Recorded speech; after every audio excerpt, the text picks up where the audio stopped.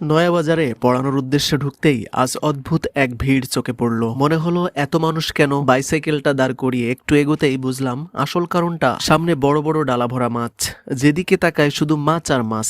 গলদা চিংড়ি, silver cup, বড় রুই, ব্লাড কাপ, তেলাপিয়া, যেন ছোটখাটো মাছের মেলা বসেছে। গ্রামের বাজারের আলাদা সেই আনন্দ, কোলাহল, মানুষের হাসি মুখ সব মিলিয়ে মনটা অন্যরকম হয়ে গেল। ভাবলাম আজ যাই হোক চিংড়ি নেবই। বিক্রেতাকে বললাম, ভাই আগে ছোট কয়েকটা দেন, তারপর পরিবারের 4 জনের জন্য বড় 4টা চিংড়ি আলাদা করলাম। মনে মনে হিসাব করছিলাম হাফ কেজি হলেই যথেষ্ট। চিংড়িগুলো দেখে মনে হচ্ছিল দারুণ হবে রান্না করলে। ওজন দিতে বলতেই দেখি পুরো হাফ কেজি ঠিকঠাক।